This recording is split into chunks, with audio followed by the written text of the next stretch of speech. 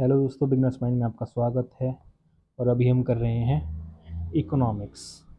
ठीक है, जो कि पहले करी थी। पहले चैप्टर अगर नहीं देखे हैं तो प्लेलिस्ट बना दी है, देख लेना।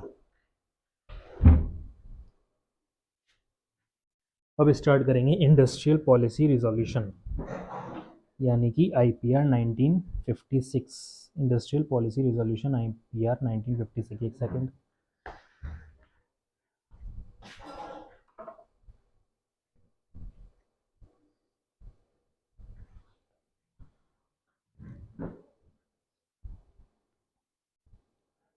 In accordance with the goal of the state controlling the commanding heights of the economy, the Industrial Policy Resolution of 1956 was adopted.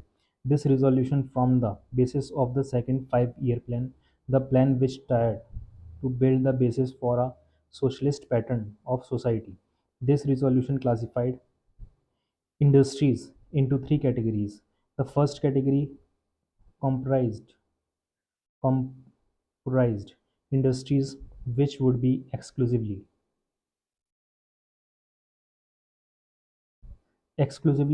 owned by the government। जो किसकी इंडस्ट्री होती है? जो गवर्नमेंट ने खरीदी होती है, गवर्नमेंट उसके मालिकाना हक होता है।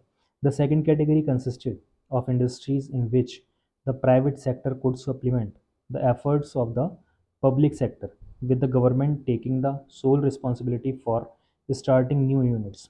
The third category consisted of the remaining industries which were to be in private sector.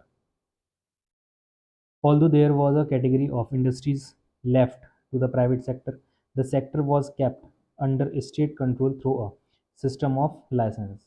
No new industry was allowed unless a license was obtained from the government. This policy was used for promoting industry in backward regions. It was easier to obtain a license if the industrial unit was established in an economically backward area. In addition, such units were given certain concessions, such as tax benefits and electricity at lower tariffs. The purpose of this policy was to promote regional equality. Even an existing industry had to obtain a license for expanding output or for diversifying production, producing a new variety of goods. This was meant to ensure that the quantity of goods produced was not more than what the economy required. License to expand production was given only if the government was convinced that the economy required a larger quantity of goods. Small scale industry in 1995 in 1955, the Village and Small Scale Industries Committee, also called the Carvey Committee, कौन सी committee है? Carvey Committee, noted the possibility of using small scale industries for promoting rural development. A small scale industry is defined with the reference to the maximum investment allowed on the asset of unit. This limit has change over a period of time. ये वाली जो limit थी ये change हो गई time के साथ साथ। इन 1950 a small scale industrial unit was one which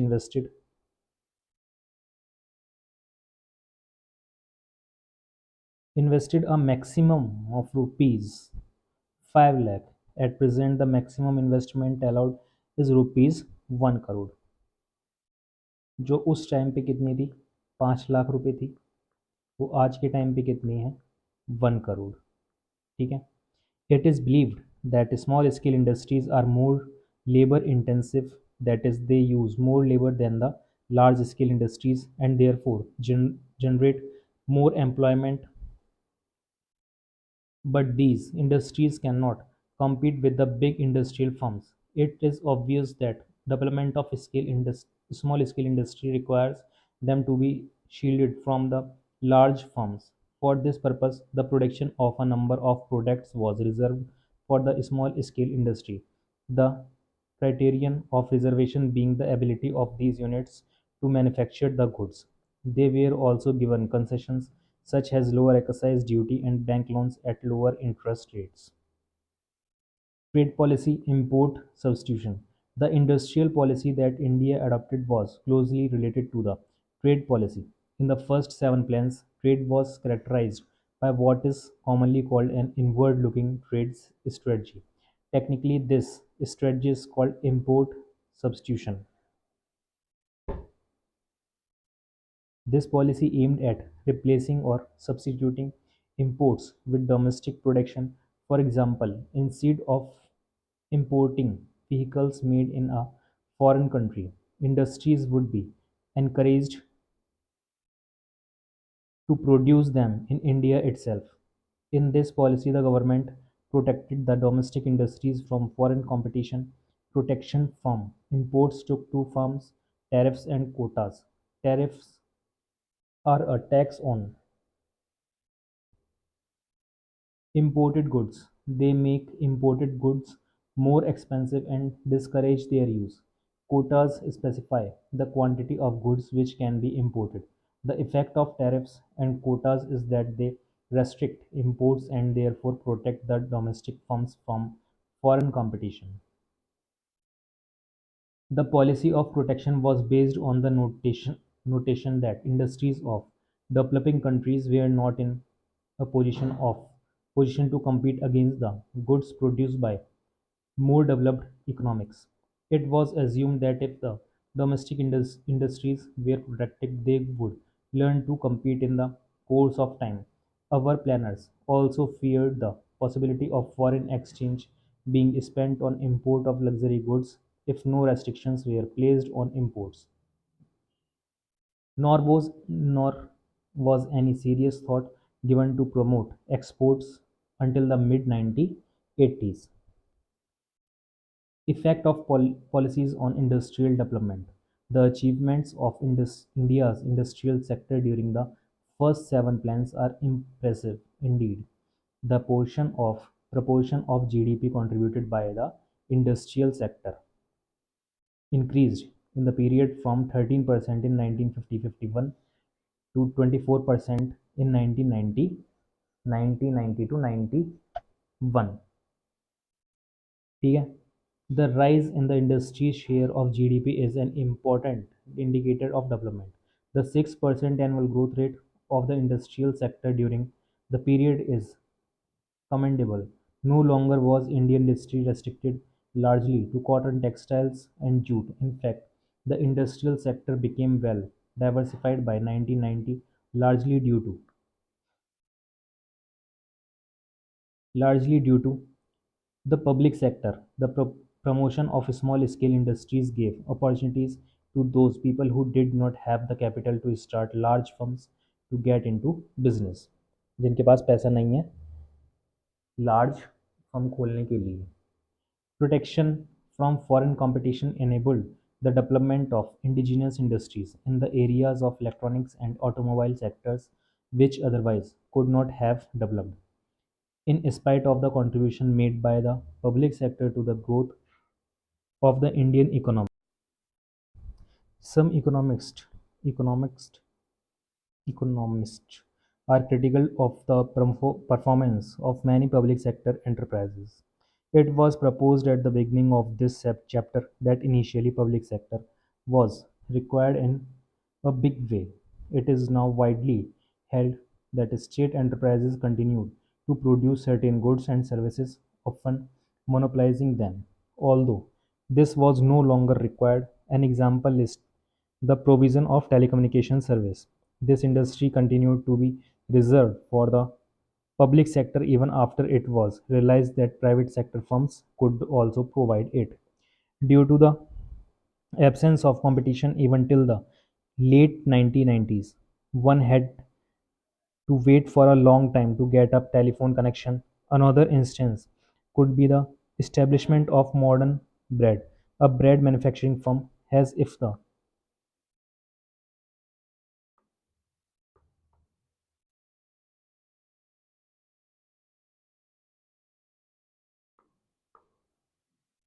private sector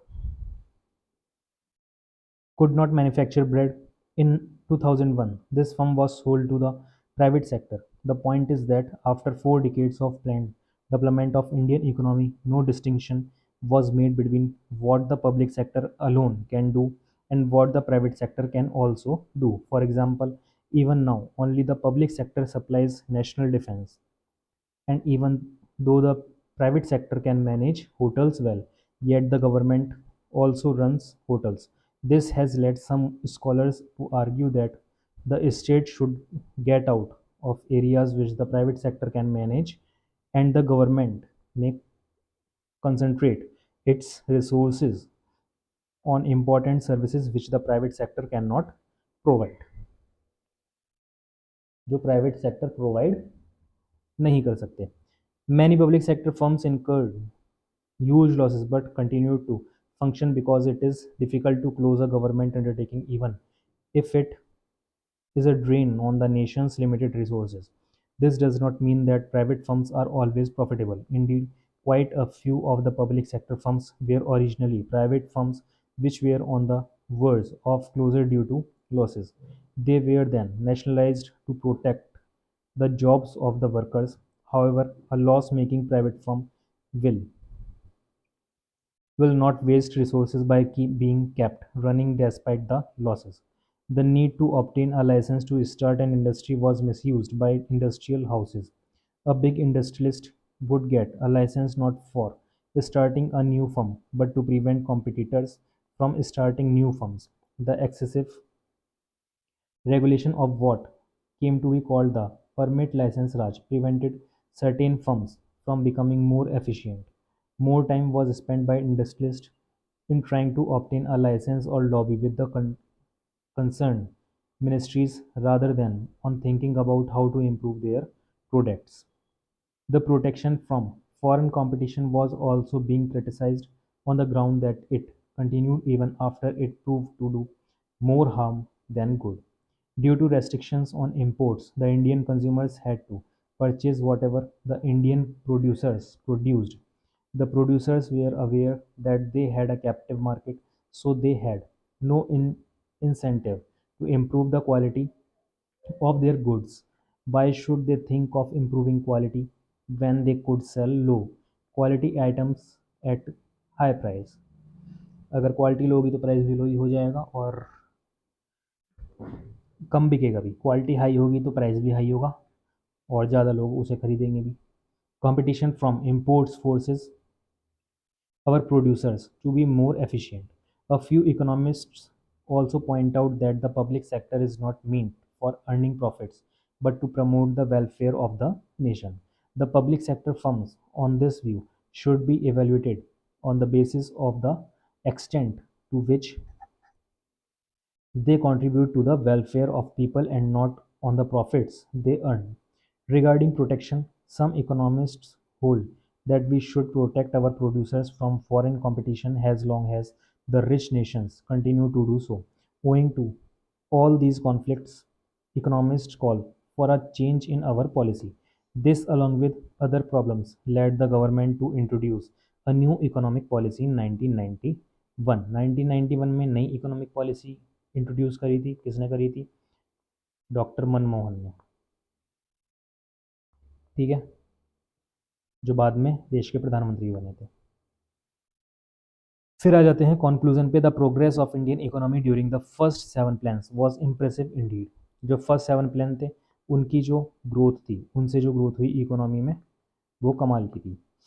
Our industries became far more diversified compared to the situation at independence. India became self-sufficient in food production thanks to the Green Revolution. Land reforms resulted in abolition of the hated zamindari system. In industrial sector, many economists became dissatisfied with the performance of many public sector enterprises. Excessive government regulation prevented growth of entrepreneurship. In the name of self-reliance, Indian producers were protected against foreign competition, and this did not give them the incentive to improve the quality of goods that they produced. Indian policies were inward-oriented that failed to develop a strong export sector. Then the need for reform of economic policy was widely felt in the context of changing global economic scenario, and the new economic policy was initiated in 1991 to make Indian economy more efficient. This is the subject of the next chapter. Recap: after independence, India investigate